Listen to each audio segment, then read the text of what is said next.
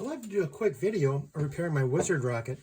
The reason is this had some very unusual damage that we wouldn't expect. So I'm going to show you the damage and show you how I'm going to repair this. The wizard, this is a very, very light rocket. I have two of them. And this can go up to 1,600 feet on a C6.5. I've actually used B4 force in this and it completely vanishes from sight until the streamer pops out. So a very, very high flying rocket because it's so light. But here's the damage. This damage is that the Kevlar cord, and if you can see that, it has pulled apart and it has frayed until it's snapped. Now, you don't see Kevlar cord snapping very often. This is a 100-pound Kevlar cord, but you can see if we put the cord here, this is the point of the rocket where the ejection charge was hitting it directly. So what I'm speculating has happened was that after several ejection charges, it just pretty much charred and then snapped this 100-pound Kevlar cord. I have done this with several experiments where if the cord got extremely charred, it would snap very quickly. So the way I'm going to fix this, I'm going to put a hole higher up and run the cord in. This will allow me to put some wadding underneath in front of the cord up against the engine so that it's not going to get charred anymore. So again, an interesting problem, but it does require an engineering fix to make it work. Okay, so the first step was to put a hole in the body right here. I'm going to put the Kevlar cord in there, then it's going to run all the way down to this fin and get glued. So this is the easy part. Just use a simple drill and put a hole in there, just a little bit larger than the Kevlar cord. Okay, so I'm using this new Kevlar cord. It's a little bit thicker than the other cord. I hope that's going to hold a little bit better. And I've put it through the body, out through the end, and I'm going to attach a small little swivel onto the end. So I have made a slip line knot around the swivel. So all I have to do is pull this tight, like this. And I also have a little tiny piece of heat shrink tubing. And I'm going to put this heat shrink tubing over the knot and the swivel, just like this. And then I'm going to heat this up a little bit with a lighter. And it's going to grip onto that and hold it extremely tight. And that will be securing this end of the swivel. And so now I have the attached swivel to the end using a slip line knot and a piece of heat shrink tubing. So this is going to be an extremely secure connection. So all I have to do now is just cut this proper length and glue it down along the side of the body right here. So let me take care of that. So I tied a knot at the end of the Kevlar cord and I hooked this in the back of the fin. I put a very small drop of CA glue there and that'll dry in just a few minutes. That's going to hold the bottom of this Kevlar cord down at this point. And after that's dry, I'm just going to pull this tight. I'm going to run a bead of CA glue along this. And tomorrow morning, it's going to be a nice, dry, completed rebuild. Okay, so the small drop of CA glue on the end is dry. All I've done is pull the cord tight, just tape it down on the end. And I'm just going to run some CA glue along this, and that's going to hold everything in place. Now, you might be wondering why I'm using CA glue. The CA glue is very good at soaking into things. And this will actually penetrate the paint and soak in quite deeply, but it also penetrates and soaks into the Kevlar cord. So it's a very nice glue to use for this type of repair.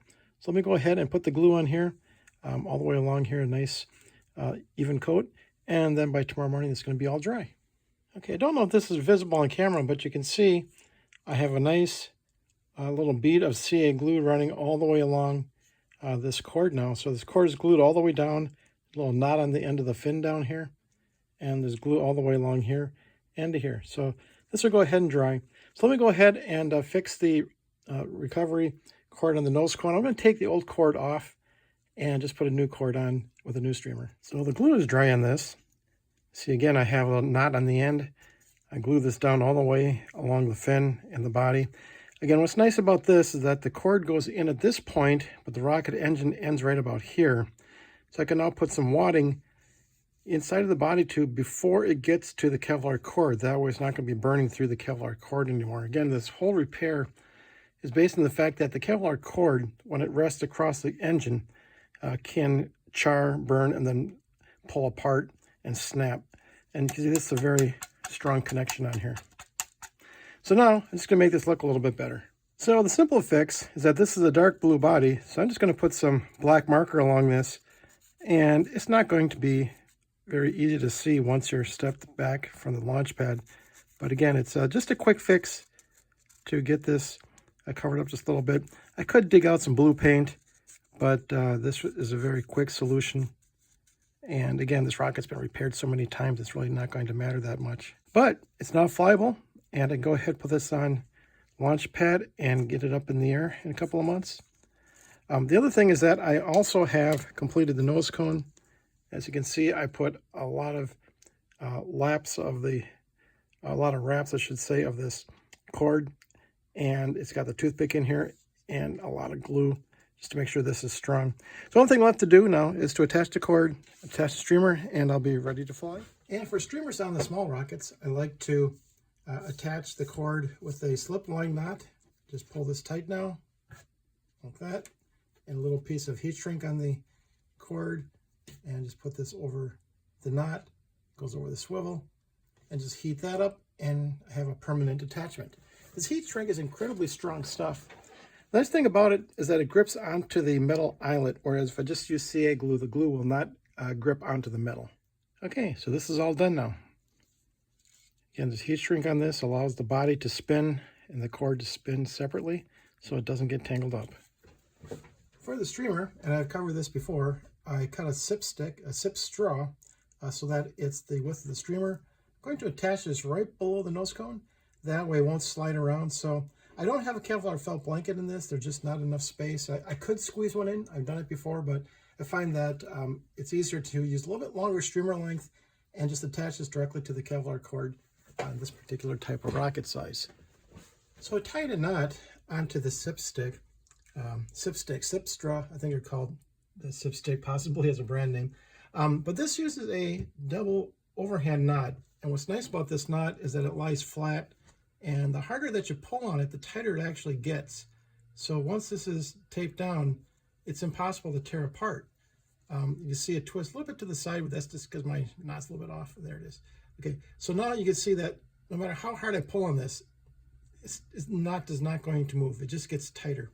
So this is really nice in dealing with the nose cone and the rocket body, that the more it pulls on this particular knot, the harder it's going to clamp onto the actual straw in the center. Okay, so I finished the recovery system. Again, this is very similar to what I've done before. I've got this swivel here gripped with some heat shrink tubing. I wound up the Kevlar cord, and here I attached the streamer directly onto the actual Kevlar cord. There's a little sip straw in there, and it's got that special knot that if you pull on this, it just tightens tighter, so it'll never tear off. I've never had one of these tear off. I just put it all together. I'm all set for flight, so hopefully get a chance to launch this in a couple months.